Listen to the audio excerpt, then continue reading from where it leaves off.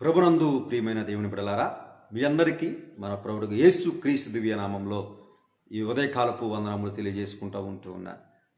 అదేవిధంగా మనందరం కూడా త్రిత్వంలోని 2వ ఆదివారంలోనికి చేర్చబడి ఉన్నాం. ప్రియులారా, మరి నేటి దినము ఇవ్వబడిన యొక్క దైవ లేఖన భాగంలో నుంచి దేవుని యొక్క వాక్యాన్ని మీతో పంచుకోవడానికి ఇష్టపడతా ఉన్నాను. ముందుగా ఈ దినం కొరకు ఇవ్వబడిన దైవ పాఠములు పాత నిబంధన పాఠ్యభాగం నుంచి యెషయా గ్రంథము 25వ అధ్యాయము 6 నుంచి 9 వచనములు, పత్రికా పాఠ్యభాగముగా ప్రకటన గ్రంథము 3వ అధ్యాయము 14 నుంచి 22 వచనములు, సువార్త పాఠ్యభాగముగా పరిశుద్ధులైన లూకా రాసిన సువార్త 14వ అధ్యాయము 25వ వచనం మొదలుకొని 35వ వచనం వరకు మరి మనం ఇక్కడ కొద్ది నిమిషాలు ఈ యొక్క 3 లేఖన భాగాలను ఆధారం చేసుకుని దేవుని యొక్క వాక్యాన్ని ధ్యానించుకుందాం. ప్రియులారా, ఇక్కడ మనము ఆలోచన చేసినట్లయితే కనుక మరి త్రిత్వంలోని 2వ ఆదివారము, అదేవిధంగా మిగిలిన మిగతా త్రిత్వ కాలపు ఆదివారాలన్నిటిలో కూడా మరి ప్రభువు ఆయన శిష్యులుగా ఆయనను వెంబడించేటువంటి బిడ్డలుగా ఈ లోకంలో మనం ఏ విధంగా జీవించాలో మరి త్రియేక దేవుడు మనకి యొక్క త్రిత్వ కాలపు పరిశుద్ధ లేఖన భాగముల ద్వారా మనతో దేవుడు మనకి బోధిస్తూ ఉన్నాడు పిల్లలు. కాబట్టి గడిచిన గత వారంలో మరి త్రిత్వంలోని మొదటి ఆదివారమున మరి ధనము గురించినటువంటి విషయముల గురించి, ఆ ధనం పట్ల మన యొక్క వైఖరి ఏ విధంగా ఉండాలో మరి త్రియేక దేవుడు మనకి బోధించి ఉన్నాయి. అదేవిధంగా ఈరోజు మనం ఆలోచన చేస్తే కనుక మరి యొక్క 3 పాఠ్య భాగాల నుంచి దేవుడు మరి మనతో మాట్లాడటానికి ఇష్టపడతా ఉన్నాడు. ఈ యొక్క 3 దైవ లేఖన భాగాలను ఆధారం చేసుకుని నేను ఏర్పాటు చేసుకున్న అంశము లెక్క సరిచేసుకునుట, కరెక్షన్.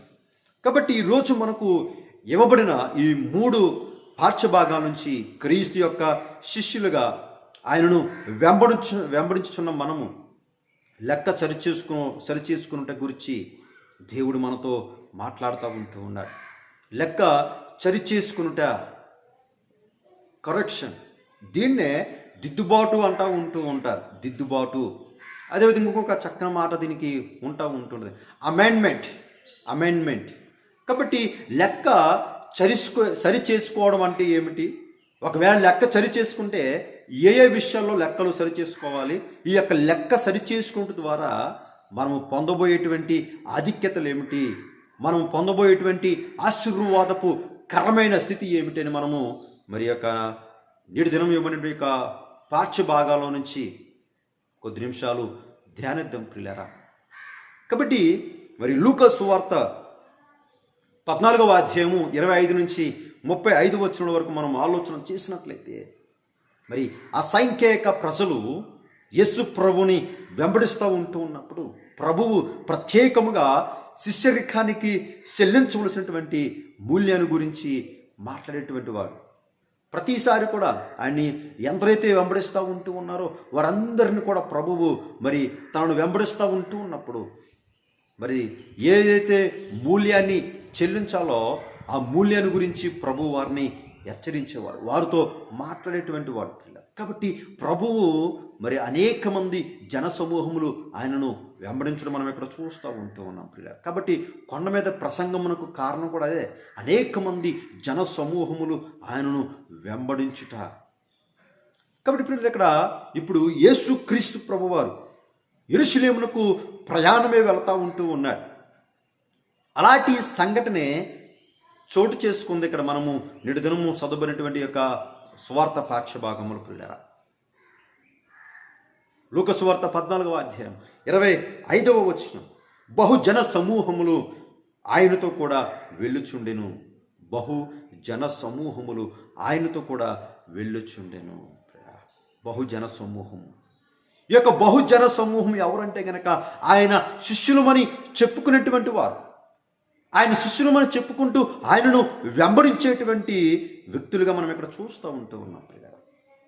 కాబట్టి యేసుక్రీస్తు ప్రభువారు వారికి ఒక హెచ్చరిక ఇస్తూ ఉన్నారు. ఎవరైతే ప్రభు యొక్క శిష్యులమని, ప్రభును వెంబడించేవారమని, ప్రభు యొక్క బిడ్డలమని చెప్పుకుంటూ ఉంటారో, ఆయనను వెంబడిస్తూ ఉంటారో వారందరికీ కూడా ప్రభువు హెచ్చరికలు చేస్తూ ఉన్నాడు ప్రియులారా.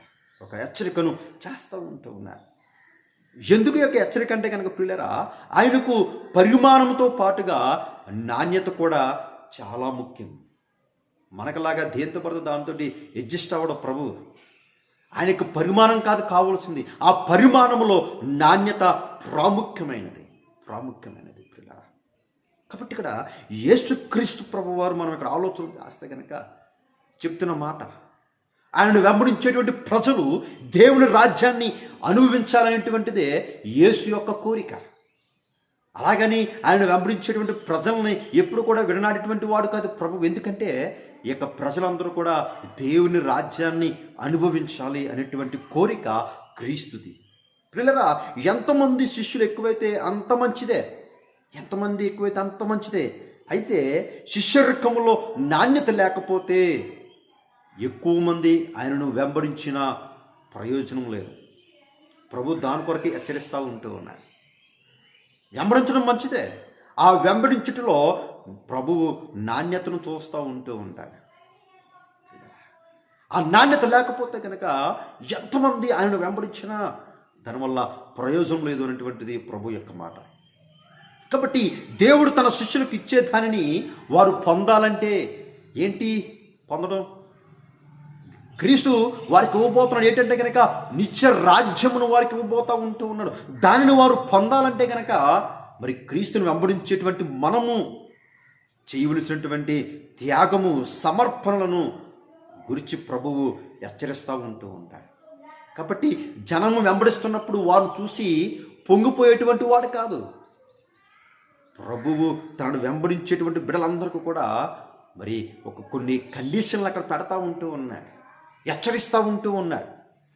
ఎందుకంటే కనుక ప్రభువు మరి వారికి చేయబడినటువంటి వాగ్దానము వారు పొందాలి అనేటువంటి ఒక ఉద్దేశంతో ప్రభువు ఉన్నాడు కనుక వారిని హెచ్చరిస్తూ ఉంటూ ఉన్నాడు పిల్లలు.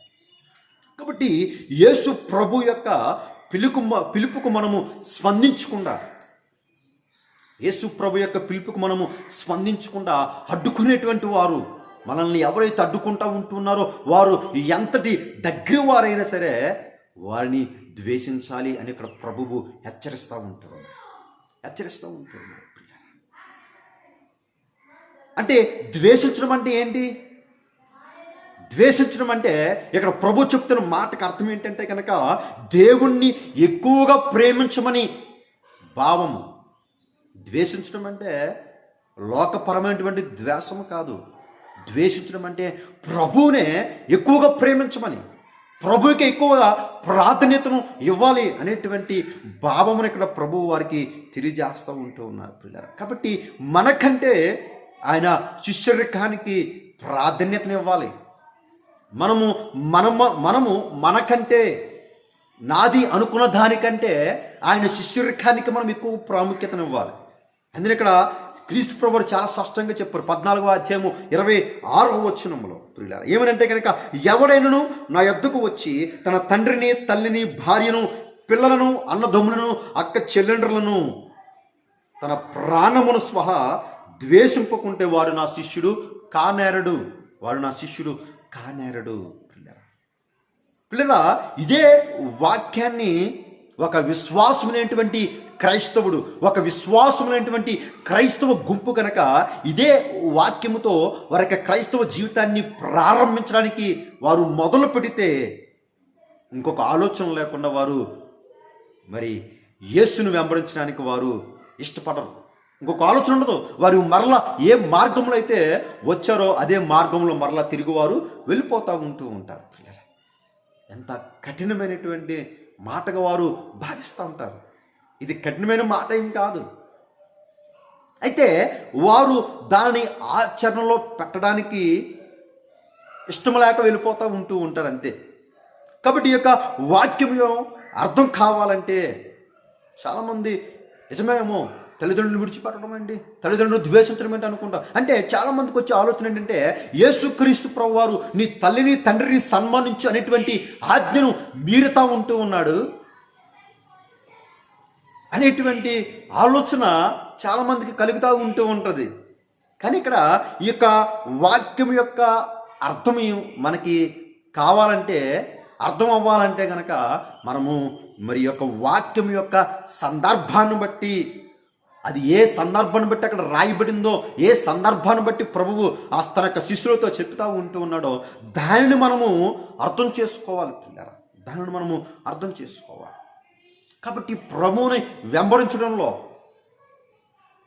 ప్రభు యొక్క శిష్యులుగా మనము మరి పిలవబడుటకు ప్రభు ఇక్కడ ఏం చెప్తున్నాడంటే కనుక కొన్ని త్యాగాలు మనం చేయాలి, కొన్ని సమర్పణలు మనం ఇక్కడ చేయాలని ప్రభు ఇక్కడ హెచ్చరిస్తూ ఉంటూ ఉన్నారు. కాబట్టి ఇక్కడే మనము లెక్క సరి చేసుకోవాలి. ప్రతిరోజు చర్చకు వస్తావు పర్లేదు, పాటలు పాడుతూ పర్లేదు, వాక్యం చెప్తూ పర్లేదు, మందిరాన్ని శుభపరుస్తూ పర్లేదు, మందిరం కొరకు దేవుని యొక్క పని కొరకు శ్రమ పడతాం మంచిదే. కానీ ఇక్కడ ప్రభు చెప్తున్న మాట ఏంటంటే కనుక నీ ప్రాణమును సహా ద్వేషించమని ప్రభు ఇక్కడ చెప్తా ఉంటాడు. కానీ చాలామంది ఎక్కడ లెక్క తప్పుతారంటే కనుక ఇక్కడే లెక్క తప్పిపోతూ ఉంటారు. కాబట్టి ఇక్కడ మనకు లెక్కను మనము సరి చేసుకోవాలి. మనల్ని మనము ప్రేమించుకుంటూ ఉంటూ ఉంటాం కదా. లోకంలో అన్నిటికంటే అందరికంటే మనల్ని మనమే ఎక్కువగా ప్రేమించుకుంటూ ఉంటూ ఉంటాం. మనల్ని మనమే ఎక్కువగా ప్రేమించుకుంటూ ఉంటున్నాం. పేరు, ప్రఖ్యాతులు, సౌఖ్యము, ఆనందము, భద్రత, ఇవన్నీ కూడా మొదలగునవి, ఇవన్నీ కూడా మనకి ఎంతో ఇష్టం.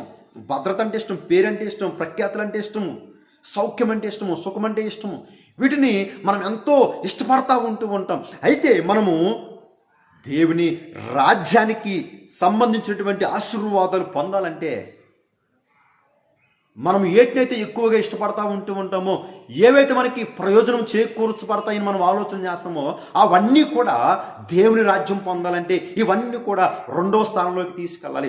మొదటి స్థానంలోనికి ప్రభువుని తీసుకురావాలి. ఇక్కడ మరి తల్లిని తండ్రిని సహా ద్వేషించమంటే అర్థం ఏంటంటే కనుక ప్రభువుకి ప్రథమ స్థానం ఇవ్వమని అర్థం. దీంట్లో వేరొక అర్థం కాదు. ప్రభువుకి ఎక్కువ ప్రాధాన్యత ఇవ్వాలంతే. ఇవన్నీ కూడా సెకండరీ. ఫస్ట్ మన యొక్క జీవితంలో ప్రభువుకి ప్రాధాన్యతను ఇవ్వాలి అనేటువంటిది ఇక్కడ చాలా స్పష్టంగా దేవుడు తెలియజేస్తూ ఉంటూ ఉన్నారు. కాబట్టి దేవుని రాజ్యము ఎంత మూల్యంతో కూడినదో ఆలోచించమంటా ఉంటున్నాడు యేసు ప్రభు. దేవుని రాజ్యం అనేటువంటిది చాలా మూల్యంతో దాన్ని మనము సంపాదించుకోవాలి. దానికి మూల్యాన్ని మనము చెల్లించవలసినటువంటి అవసరత ఉంటూ ఉన్నది. ప్రార్థనకు వస్తే దేవుని రాజ్యం పొందుకోలే, పాటలు పాడితే దేవుని రాజ్యాన్ని పొందుకోలే, వాక్యం బోధిస్తే దేవుని రాజ్యాన్ని పొందుకోలే. ఆ దేవుని రాజ్యం మనము పొందాలంటే ఎంత మూల్యంతో కూడినదో ఒక్కసారి మిమ్మల్ని మీరు ఆలోచన చేసుకోమని ప్రభు ఇక్కడ మనల్ని హెచ్చరిస్తూ ఉంటూ ఉన్నారు. కాబట్టి ఆయన తన శిష్యులతో పాటుగా ఆనాడు తన శిష్యులతో ఇదే మాట చెప్పాడు. మరి ఈరోజు అదే మాట మనతో కూడా ప్రభు చెప్తా ఉంటూ ఉన్నాడు. మూల్యం చెల్లించాలి. ప్రభు రాజ్యాన్ని మనము సంపాదించాలంటే మూల్యాన్ని చెల్లించాలని ప్రభు ఇక్కడ చెప్తూ ఉంటున్నాడు. దానికి ఇక్కడ రెండు దృష్టాంతాలను ప్రభు ఇక్కడ తెలియజేస్తూ ఉంటూ ఉన్నాడు. పిల్లరా, రెండు దృష్టాంతాలు ఇక్కడ మనకి తెలియజేస్తూ ఉంటూ ఉన్నాడు. మొదటి మనం చూస్తే కనుక 14వ అధ్యాయము 28 నుంచి 30వ వచనం వరకు, ఏదైనా సమస్య వచ్చినప్పుడు దేవుని రాజ్యం విషయము మనము తీర్మానం చేసుకోకూడదండి. ఏదైనా సమస్య వచ్చినప్పుడు దేవుని రాజ్య విషయం మనము తీర్మానం చేసుకోకూడదు.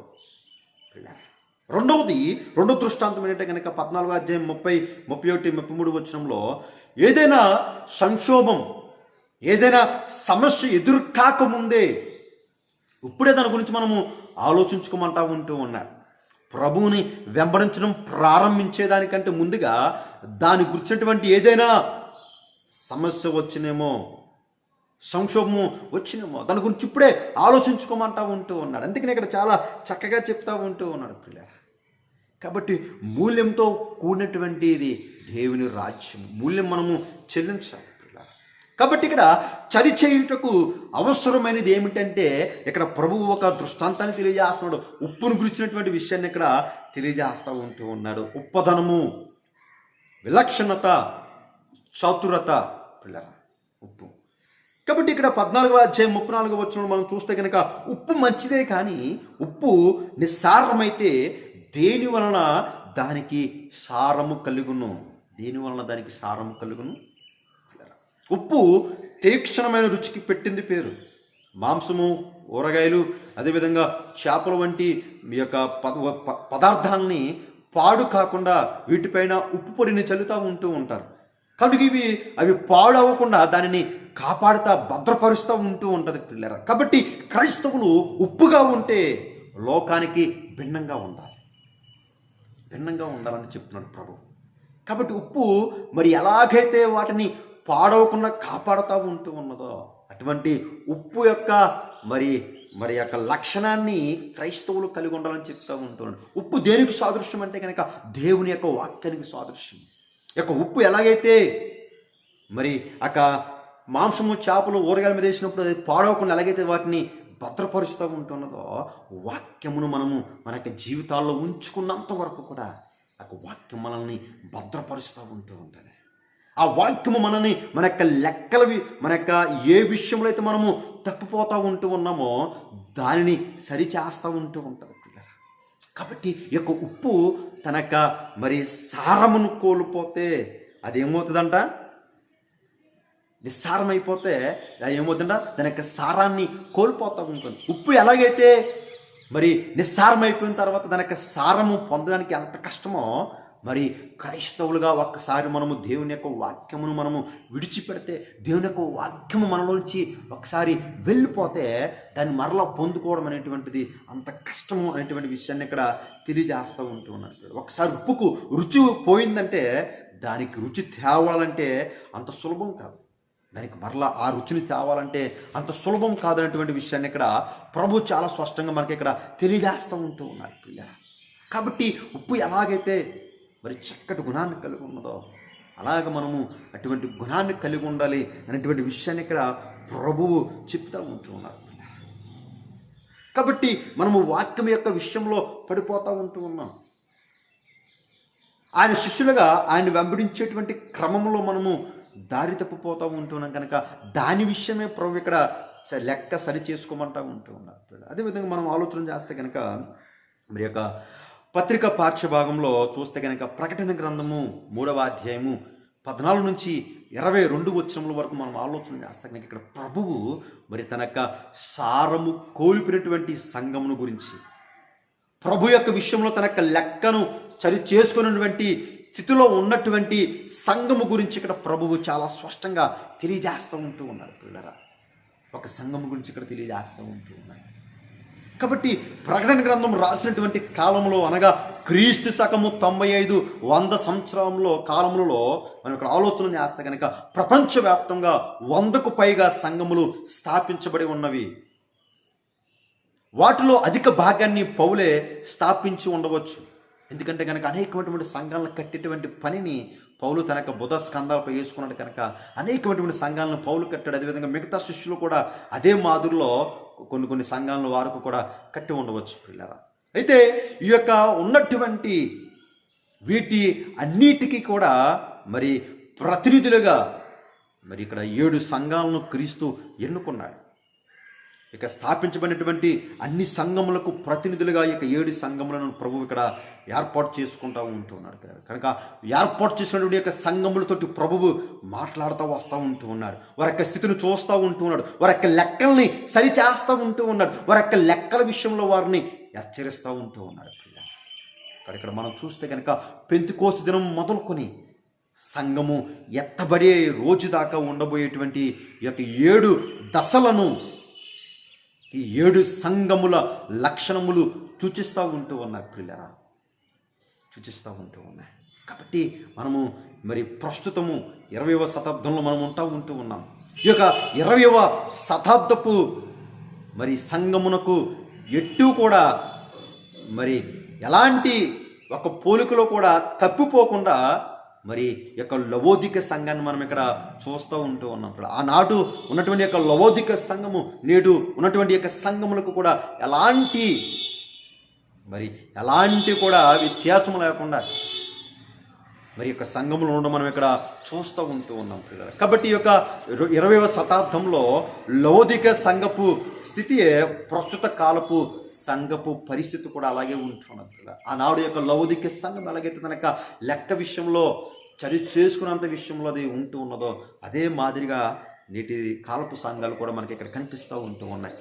కాబట్టి అంతియోక చక్రవర్తి తన యొక్క భార్య పేరైనటువంటి లవోదికీయ పేరు మీద యొక్క పట్టణాన్ని కట్టించడం మనం ఇక్కడ చూస్తూ ఉంటూ ఉన్నాం. అదేవిధంగా ఇందులో మరి అనేకమైనటువంటి జాతులు, వ్యాపార సంస్థలు ఉంటూ ఉన్నాయి. ఈ యొక్క లవోదికీయ పట్టణంలో అనేకమైనటువంటి జాతుల వారు, మరి వ్యాపార సంస్థలు, అదేవిధంగా ప్రఖ్యాతించినటువంటి వైద్యశాల కూడా ఈ యొక్క లవోదికీయ పట్టణంలో ఉండడం మనం చూస్తూ ఉంటున్నాం. అంతేకాకుండా మరి కండ్లకు కావలసినటువంటి కాటుకు కూడా ప్రసిద్ధి చెందినది యొక్క లవోదికీయ సంఘము. అదేవిధంగా ఖరీదైనటువంటి వస్త్రాల తయారీకి కూడా ఈ యొక్క లవోదికీయ సంఘము ప్రసిద్ధిగాంచినది.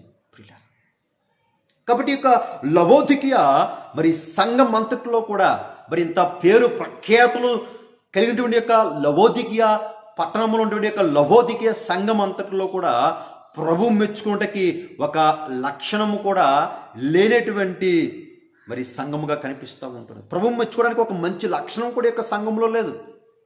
ఎందుకంటే కనుక తన యొక్క లెక్కలు సరి చేసుకున్నట్లో అదేమైపోయిందంట, విఫలమయ్యింది. ప్రభు చూసేటువంటి యొక్క లెక్క విషయంలో అది ఏమైందంటే కనుక పూర్తిగా విఫలమయ్యింది. కాబట్టి ఇక్కడ మనం ఆలోచన చేసినట్లయితే కనుక క్రియలు, ధన ధాన్యాలు, ఇంకా మనుషులకు గౌరవానికి మరి పాత్రమయ్యేవన్నీ కూడా ఎన్నెన్నో వారికి ఉన్నాయి. మనుషులకు గౌరవం ఉంది, ధనధాన్యాలు ఉన్నాయి, సంపద ఉంది, ఎన్నెన్నో కలిగి ఉన్నాయి. కానీ మరి క్రీస్తుకి ఇవన్నీ కూడా అసహ్యంగా కనిపిస్తూ ఉంటూ ఉన్నాయి. మనకి పేరు ఉండవచ్చు, ప్రఖ్యాతులు ఉండవచ్చు, సంపదలు ఉండవచ్చు, ఏదైనా మనం కలిగి ఉండవచ్చు.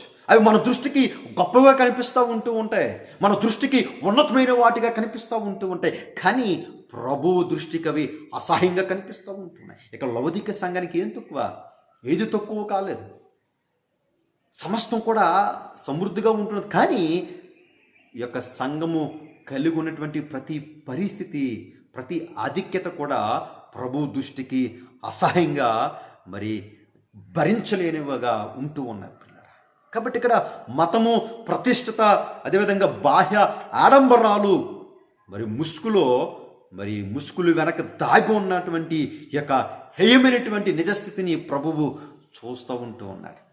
పైకి మరి యొక్క ఆడంబరంగా కనిపిస్తూ ఉంటున్నది మతము, ప్రతిష్ట, మరి ఆచార సంబంధ విషయంలో మరి ఆడంబరంగా కనిపిస్తూ ఉండదు. కానీ ఈ యొక్క మరి ఆచార సంబంధమైనటువంటి ముసుగు వెనకాల మరి తన యొక్క నిజస్థితిని ప్రభు చూస్తూ ఉంటూ ఉన్నాడు.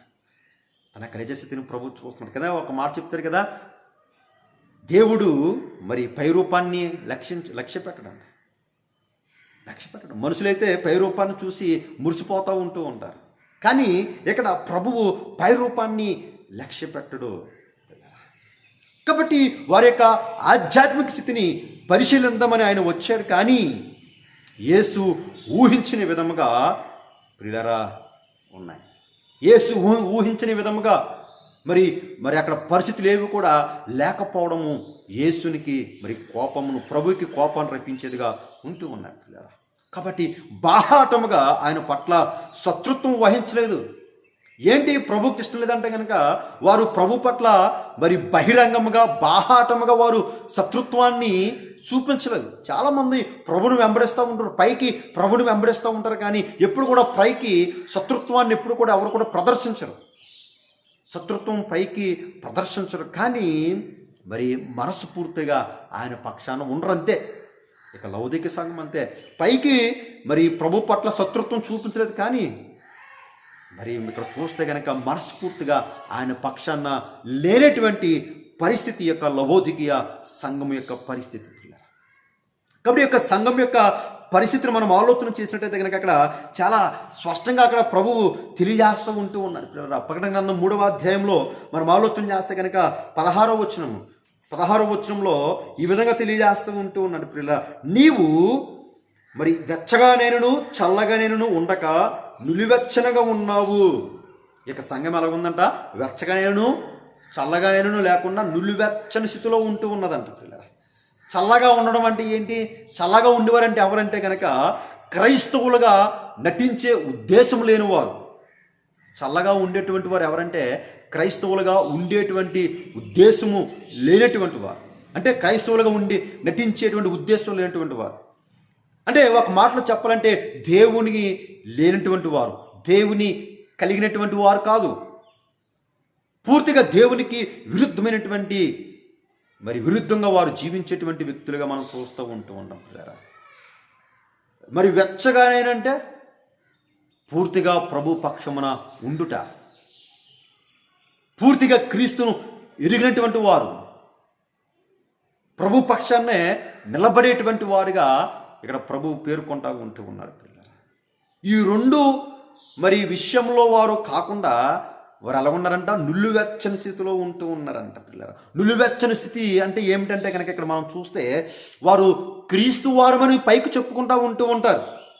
మేము క్రీస్తు బిడ్డలము, క్రీస్తు శిష్యులము అని వారు పైకి చెప్పుకుంటారు. కానీ క్రీస్తు యొక్క ఆలోచనలు ఏమి ఉండవు. క్రీస్తుని గుర్చినటువంటి ఆలోచన కానీ, క్రీస్తుని గుర్చినటువంటి భయము కానీ వారిలో మనకి కనిపించదు.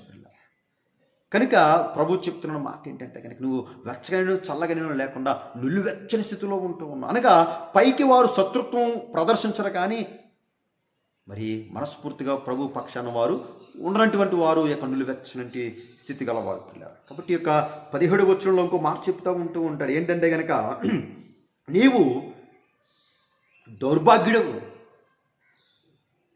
దిక్కుమాలిన వాడువు, దరిద్రుడవు. ఈ సంఘం ఎలా ఉందంట, దరిద్రుడంట, దిక్కుమాలిన వాడంట, దౌర్భాగ్యుడి స్థితిలో ఉన్నటువంటి సంఘముగా ప్రభువు దాన్ని పేర్కొంటూ ఉన్నాడు పిల్లల. దాని యొక్క నిజస్థితిని అది గమనించేటువంటి పరిస్థితుల్లో ఉన్నది. నేటి ప్రస్తుత సంఘం యొక్క పరిస్థితి కూడా అంతే.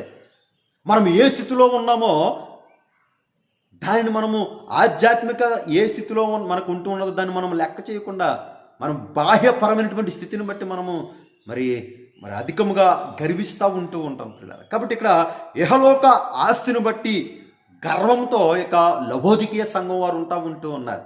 ఈరోజు కూడా చాలామంది దగ్గర నేటి సంఘాలు కూడా బ్యాంక్ బ్యాలెన్స్లు ఎక్కువగా సంఘం పేరున డిపాజిట్ చేయడము, డబ్బుంటే పెద్ద సంఘముగా వారు పేరు ప్రఖ్యాతులు వస్తాయనే ఉద్దేశంతో వారు బ్యాంకుల మీద ఇక డిపాజిట్లు చేయడం ఇక్కడ మనము చూస్తూ ఉంటాం పిల్లలు. కాబట్టి వీరి యొక్క నిజస్థితిని వారు గమనించకుండా వారు ఏం చేస్తున్నారంట, నేను ధనవృద్ధి చేసుకుని ఉన్నాను, నేను ధనవృద్ధి చేసుకుని ఉన్నాను అనేటువంటి మాటను, ధనవృద్ధి చేసుకున్నాను, నాకేమీ కుదువ లేదని చెప్పుకుని వచ్చినటువంటి వారుగా ప్రభు చెప్తూ ఉన్నాడు పిల్లలు.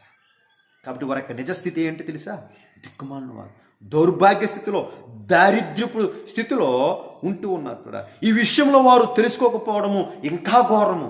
వారు ఏ స్థితిలో ఉన్నారో వారు తెలుసుకోకపోవడం మరింకా ఘోరంగా ఉంటున్నది. కనుక ప్రభువు వీటి యొక్క లెక్క విషయమే ప్రభువు అక్కడ చరిచేయుటకు వస్తూ ఉన్నాడు పిల్లలు. కాబట్టి మనం చూస్తే కనుక బైబిల్ గ్రంథంలో పరిసయ్యుడు ప్రార్థన ఎలా ఉంటుందో తెలుసు కదా. ఈ మనుషుడు వల్ల లేనందుకు, ఈ మనుషుల్లాగా నన్ను ఉంచినందుకు నీకు వందనములు అనేటువంటి పరిసయ్యుడి ప్రార్థన ద్వారానియే యొక్క లవోదికీయ స్థితి. వాళ్ళు అనుకుంటూ ఉన్నారు పేదవాళ్ళలాగా, దరిద్రుల్లాగా మమ్మల్ని ఉంచినందుకు వందనాలను చెప్పుకునేటువంటి స్థితి వెళ్ళదు. కానీ వారు నిజంగా దిక్కుమాలిన వంటి స్థితిలో ఉన్నారు, దారిద్ర్యపు స్థితిలో వారు ఉన్నారు. అదేవిధంగా మనం చూస్తే కనుక సార్దీసు సంఘములాగా వారు చనిపోనందుకు, సార్దీసు సంఘంలోని క్రైస్తవుల్లాగా వారు చనిపోనందుకు, అదేవిధంగా సోర్మ సంఘములాగా, సంఘపు వారిలాగా వారు పేదరికంలోను అదేవిధంగా తృణీకారంలోను లేనందుకు, పెర్గమ సంఘములాగా విమతలు కల్లోలానికి గురి కానందుకు, అదేవిధంగా తుయతహిర సంఘములాగా కపట ప్రవక్తల కబంధ హస్తాల్లో చిక్కనందుకు దేవునికి వందనములు చెప్పుకునేటువంటి రకాలు ఈ యొక్క లవోదికీయ సంఘం పిల్లారా. కాబట్టి వారి యొక్క స్థితిని ఇతరులతో పోల్చుకుంటున్నారు తప్ప ప్రభు యొక్క దృష్టిలో వారి యొక్క స్థితి ఏమిటి, ప్రభు యొక్క స్థితిలో, ప్రభు యొక్క ఉద్దేశంలో వారి యొక్క లెక్క విషయమే ఏమిటి అనేటువంటి ఆలోచన వారికి లేకపోయింది పిల్లలు. కాబట్టి ఇక్కడ మనము చూస్తే కనుక పేద లాజర్లాగా ఒళ్ళంతా పుండులతోటి ఉన్నటువంటి లాజర్లాగా ఈ యొక్క బల్ల మీద నుంచి పడేటువంటి యొక్క రొట్టె ముక్కల కొరకు అడుక్కునేటువంటి స్థితిలో వారు లేరు. వీరు ఎలాగున్నారంటే కనుక ఉదారంగు బట్టలు వేసుకుని మరి దినదినము ముష్టన్న భోజనాలు చేస్తున్నటువంటి ధనవంతుని స్థితి వీరిది. పిల్లరా. కాబట్టి లవోదికయ సంఘంలోనైతే మరి ఇహలోక సంబంధమైన కలిమి సమృద్ధిగా ఉంది, కానీ నిజముగా కలిగి ఉండవలసిన వాటి విషయంలో మరి వారు దుర్భర దారిద్ర్యంలో వారు ఉంటూ ఉన్నారు. దుర్భర దారిద్ర్యంలో వారు ఉంటూ ఉన్నారు పిల్లరా. కాబట్టి ఇలాంటి సంఘము దగ్గరికి వచ్చి మరి ఇలాంటి దుర్భరమైనటువంటి స్థితిలో ఉన్నటువంటి యొక్క సంఘమును మరి ప్రభువిస్తున్నటువంటి ప్రేమపూర్వక సలహా ఏమిటంటే కనుక ఇక్కడ తెలియజేస్తూ ఉన్నాడు. ఒకసారి చూడండి 18వ వచనంలో 3వ అధ్యాయము 18వ వచనంలో ఒక చక్కటి ప్రేమపూర్వక సలహా ప్రభు ఇక్కడ ఇస్తూ ఉన్నాడు. పిల్లలు ఏంటంటే కనుక నీవు ధనవృద్ధి చేసుకున్నట్లు అగ్నిలో పుటం వేయబడిన బంగారమును నీ దిశమొల్ల సిగ్గు కనబడుకున్నట్లు ధరించుకున్నటకు తెల్లని వస్త్రములను నీకు దృష్టి కలిగినట్లు నీ కన్నులకు కాటుకను నా యొద్ద కొనుమని నీకు బుద్ధి చెప్పుచున్నాను. క్రీస్తు నీ యొక్క లెక్క సరిగా ఉండాలంటే కనుక ఇక్కడ 3 విషయాలు ప్రభువు వారికి హెచ్చరిస్తూ ఉంటున్నాడు. ఏంటంటే కనుక మొట్టమొదటిది బంగారం గురించి చెప్తూ ఉన్నాడు. పుటము వేయబడినటువంటి బంగారము.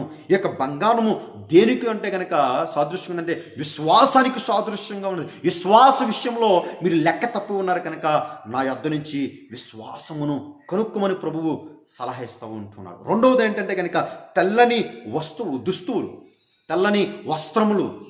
ఈ యొక్క తెల్లని వస్త్రములు దేనికి సాదృశ్యం అంటే కనుక యేసు ప్రభు యొక్క నీతి న్యాయములు అనేటువంటి దుస్తులు. కనుక ప్రభు యొద్ద నుంచి మీరు ఏ నీతి న్యాయ విషయంలో లెక్క తప్పిపోయారో ఆ లెక్క చలి చేసుకున్నటకు ప్రభు యొద్ద నుంచి నీతి న్యాయములను కొనుక్కోమని ప్రభు చెలవిస్తూ ఉంటాం. మూడవది ఏంటంటే కనుక నీ కన్నులకు కాటుకను కొనుక్కోమంటామంట. కన్నులకు కాటుక. ఇక కాటుక దేనికి సాదృశ్యం అంటే కనుక క్షమాపణను సంపాదించుకోవాలంట. క్షమాపణను సంపాదించుకో. నువ్వే సమాపణ విషయంలో లెక్క తప్పి ఉన్నా కనుక ఆ క్షమాపణ నీకు కావాలంటే ప్రభు యొద్ద కొనుక్కోమని ఇక్కడ ప్రభు చదివిస్తూ ఉంటున్నాడు. కాబట్టి ప్రభు యొక్క విషయంలో వారు ఏమయ్యారంటే కనుక లెక్కను తప్పి ఉన్నారంటే విషయాన్ని ఇక్కడ మనం చూస్తూ ఉన్నాం. లూకాసు వార్తలో మనం ఆలోచన చేస్తే కనుక పిల్లరా, అక్కడ మనము చూస్తే కనుక మరి ఏ విషయంలో అయితే లెక్క తప్పబోతూ ఉన్నారో ఆ లెక్కను ముందుగానే సరి చేసుకోమని ప్రభు ఇక్కడ హెచ్చరిస్తూ ఉన్నారు.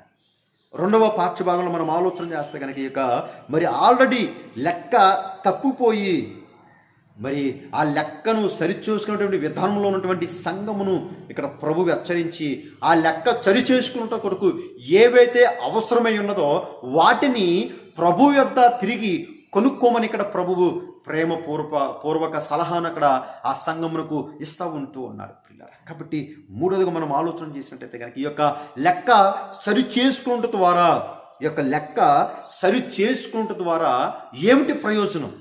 లెక్క సరి చేసుకోమన్నాడు, పర్లేదు, లెక్క సరి చేసుకుంటాం, ఓకే. ఈ యొక్క లెక్క సరి చేసుకుంట ద్వారా ఏంటి ప్రయోజనము, ఏంటి ఆశీర్వాదం అని మనం ఆలోచన చేసుకుంటే కనుక ఇక్కడ మరి యెషయా గ్రంథము పాత నిబంధన పాఠ్యభాగం యెషయా గ్రంథము 25వ అధ్యాయము 6 నుంచి 9 వచనములో అదేవిధంగా మనం ఆలోచన చేస్తే కనుక చక్కటి ఆధిక్యతలను ఇక్కడ ప్రభువు ఇస్తూ ఉంటాడు. ఎవరైతే లెక్కను సరి చేసుకుని ఉంటారో, ఎవరైతే వారి యొక్క లెక్క విషయంలో ప్రభువుకి సమ్మతిని కలిగిస్తూ ఉంటారో వారికి కలిగేటువంటి ఆధిక్యతల గురించి ఇక్కడ ప్రభువు చలవిస్తూ ఉంటాడు. చూడండి ఇక్కడ ప్రియులారా 6వ అధ్యాయము. ఈ పర్వతము మీద సైన్యములకు అధిపతియగు యెహోవా సమస్త జనముల నిమిత్తము క్రొవ్విన వాటితో విందు చేయును. మడ్డి మీద ఉన్న ద్రాక్షారసముతో విందు చేయును. మూలుగులు గల క్రొవ్విన వాటితో విందు చేయును. మడ్డి మీద నిర్మలమైన ద్రాక్షారసముతో విందు చేయును. సమస్త జనముల ముఖములను కప్పుచున్న ముసుకును, సమస్త జనముల మీద పరచబడిన తెరను ఈ పర్వతము మీద ఆయన తీసివేయును. మరణను ఉండకుండా మరణమును ఆయన మృంగివేయును. ప్రభువైన యెహోవా ప్రతి వాని ముఖము మీద బాష్ప బిందులను తుడిచివేయును. పిల్లరా, భూమి మీద ఉన్న తన జనుల నిందను తీసివేయును. కాబట్టి ఇక్కడ ప్రభువు ఇస్తున్న ఆధిక్యతలు ఏంటంటే కనుక ఆయనతోటి కూర్చుని ఆయన మనకిచ్చేటువంటి యొక్క విందును, ఆ పరలోకపు విందును మనకి ఇక్కడ ఆహ్వానాన్ని తెలియజేస్తూ ఉంటున్నారు. ఈ యొక్క పర్వతము మీద, ఈ యొక్క పర్వతం అంటే సియోను పర్వతము, పరలోకపు యెరూషలేము. ఈ యొక్క పర్వతం పైన ప్రభువారికి విందును ఏర్పాటు చేస్తూ ఉంటూ ఉన్నాడు. ఆ విందులో దేనితో అయితే ఆ విందును వారు చేయగలుగుతారో ఆ యొక్క ఐటమ్స్ను కూడా అక్కడ ఆ మెను కూడా అక్కడ ప్రభు ముందుగానే తెలియజేస్తూ ఉంటూ ఉన్నాడు. కేవలం ఇది ఎవరికంటే కనుక కేవలము ఒక ప్రజలకు, ఒక జనాంగములకు మాత్రమే కాకుండా సకల ప్రజలకు, యూదులనే కాదు, యూదేతరులని కాదు, ఎవరైనా సరే ప్రభు యొక్క విషయంలో వారి యొక్క లెక్కను ఎవరైతే సరి చేసుకుని ఉన్నారో, ప్రభుకి ఇష్టమైనటువంటి మరి లెక్కను సరి చేసుకున్నటువంటి స్థితిలో ఉన్నారో వారందరికీ కూడా ప్రభువు ఆహ్వానం తెలియజేస్తూ ఉంటున్నాడు. మరి చక్కని మరి ఆహ్వానం ప్రియులారా, మరణము ఉండకుండా మరణమును ప్రభువు మింగివేసి ఉన్నాడు ప్రియులారా. ప్రతి వారి యొక్క బాష్ప బిందువులను ఆయన తుడిచివేసింది ప్రియులారా. కాబట్టి ఎంత ఆశీర్వాదకరమైన స్థితి. అదేవిధంగా మనం చూస్తే కనుక ఇక్కడ అదే ప్రకటన గ్రంథము 3వ అధ్యాయంలో మరి ఇంకొక మాట అక్కడ చలవిస్తూ ఉంటాడు ప్రియులారా. ప్రకటన గ్రంథము 3వ అధ్యాయంలో మనం ఒకసారి ఆలోచన చేస్తే కనుక ఇంకొక మాట అక్కడ చలవిస్తూ ఉంటాడు ప్రియులారా. ఒకసారి చూడండి ప్రియులారా, అక్కడ చెప్తా ఉన్నాడు ప్రియులారా. ఏంటంటే కనుక 20వ వచనం, ఇదిగో నేను తలుపు నొద్ద నిలుచుండి తట్టుచున్నాను, ఎవడైనను నా స్వరము విని తలుపు తీసినట్లా నేను అతని యొద్దకు వచ్చి అతనితో నేనును నాతో కూడా అతడును భోజనము చేయుదుము. నేను జయించి నా తండ్రితో కూడా ఆయన సింహాసనం నందు కూర్చుని ఉన్న ప్రకారము జయించు వానిని నాతో కూడా నా సింహాసనం నందు కూర్చుండనిచ్చేదను. చూసారా, కూర్చుండనిచ్చేదను. ఆయన తలుపు తడుతూ ఉన్నాడు. ఆ తలుపు తట్టినప్పుడు ఆ పిలుపుకు మనం స్పందించి తలుపు తెరిస్తే మనతో ఆయనతో కలిసి భోజనం చేసేటువంటి చక్కటి ఆశీర్వాదకరమైన స్థితి. కాబట్టి ఆయన జయించి తన తండ్రితో కూడా ఆయన సింహాసనం కూర్చున్న ప్రకారము మనల్ని కూడా తండ్రి యొక్క సింహాసనం పైన కూర్చుండబెట్టాను పిల్లరా. కాబట్టి ఎంతటి ఆశీర్వాదకరమైన స్థితిని మనం పొందాలంటే కనుక పిల్లరా, మనకున్నటువంటి యొక్క సమయము గడిచిపోకముందే మన యొక్క లెక్కను మనం సరి చేసుకోవాలి. చాలామంది అనుకుంటాం మనకు ఉద్దేశాలు వేరు, ప్రభు యొక్క ఉద్దేశాలు వేరు. ఈ యొక్క లౌకిక సంఘం అదే అనుకున్నది, నాకు ధనవృద్ధి ఉంది, నేను ధనవంతును, నాకు ఎటువంటి కొదువు లేదు అనుకున్నాను. కానీ ప్రభువు తన నోట నుంచి ఉమ్ము వేసేటువంటి పరిస్థితిలోనికి ఈ యొక్క సంఘము దిగజారిపోయింది. కాబట్టి మనం ఏ స్థితిలో ఉంటూ ఉన్నాం? ఒకవేళ క్రీస్తుని వెంబడిస్తే కనుక ఆ క్రీస్తుని వెంబడించడంలో ఎంతైతే మూల్యం చెల్లించాలో ఆ మూల్యం చెల్లించే విషయంలో ఒకవేళ మనము వెనుతిరుగుతూ ఉంటూ ఉన్నామేమో ఒకసారి లెక్కను సరిచేసుకుందాం. ఒకవేళ యొక్క మరి పత్రిక పాఠ్యభాగం ఉన్నట్టుగా ఈ యొక్క లవోదికే సంఘము 20వ శతాబ్దపు సంఘపు స్థితి ఎలాగైతే ఉన్నదో ఒక లవోదికే సంఘపు పరిస్థితి కూడా అలాగే ఉన్నది. ఒకవేళ అటువంటి స్థితిలో మనం ఉంటే కనుక ధనవంతుడమని, ధనవృద్ధి చేస్తున్నానని విర్రవీగేటువంటి తత్వంలో మనం ఉంటే కనుక మన యొక్క నిజస్థితి ఏంటో మనము తెలుసుకునేటట్లుగా మన యొక్క లెక్కను సరి చేసుకోమని ప్రభువు హెచ్చరిస్తూ ఉంటున్నారు. కాబట్టి ఈ యొక్క లెక్కను మనము సరి చేసుకుంటే ప్రభు మనల్ని ఆశీర్వాదకరమైన స్థితిలోంచి మనల్ని నడిపించడానికి సిద్ధపడతా ఉంటున్నాడు. ఆయనతో పాటుగా మనం భోజనం చేయడానికి, తండ్రి యొక్క సింహాసనం పైన మనల్ని నిలబెట్టడానికి ప్రభువు మనకి సహాయం చేయడానికి సిద్ధపడతా ఉంటున్నాడు. కాబట్టి అటువంటి గొప్ప ధన్యకరమైన స్థితిని మనము పొందడానికి ఇప్పుడే సమయం ఉండగానే మన యొక్క లెక్కలను మనము సరి చేసుకుని మనం ప్రభు యొద్ద దేన్నైతే మనం కోల్పోయామో, లౌకిక సంఘం కోల్పోయినటువంటి 3 విషయాలు మరలా ప్రభు వాటిని తిరిగి కొనుక్కోమంటా ఉంటున్నాడు. అలా కొనుక్కుని మనం మరలా మన యొక్క లెక్కను సరి చేసుకుంటే ప్రభు యొక్క ఆహ్వానాన్ని మనకు కూడా ఇక్కడ అందిస్తూ ఉంటూ ఉన్నాడు. ఆ గొప్ప విందులో మనం కూడా పాలు పొందుతూ ఉంటాం. అటువంటి గొప్ప ధన్యకరమైన స్థితి మనకును, మన కుటుంబములకును, మన సంఘములకును కలుగును గాక. ఆమేన్. ప్రార్థన. పరిశుద్ధ ప్రేమ గల మా తండ్రి, మీరు ఇచ్చినటువంటి వాక్యాన్ని బట్టి వందనములు తండ్రి. దేవారిని వెంబడించే విషయంలో, దేవారిని అనుసరించే విషయంలో మేము సరైనటువంటి లెక్కలు మేము వేయలేకపోతూ ఉంటున్నాం, లెక్కను తప్పుతూ ఉంటూ ఉన్నామేమో. మమ్మల్ని మేము సరి చేసుకుంటూ తండ్రి యొక్క వాక్యం చేత మమ్మల్ని ముట్టండి, మమ్మల్ని బలపరచండి ప్రభా. ఈ యొక్క రాజ్య వారసులుగా చేసుకునమని, మీరే మహిమ పొందమని యేసయ్య నామములో ప్రార్థించి వేడుకొనుచున్నాం తండ్రి. ఆమేన్.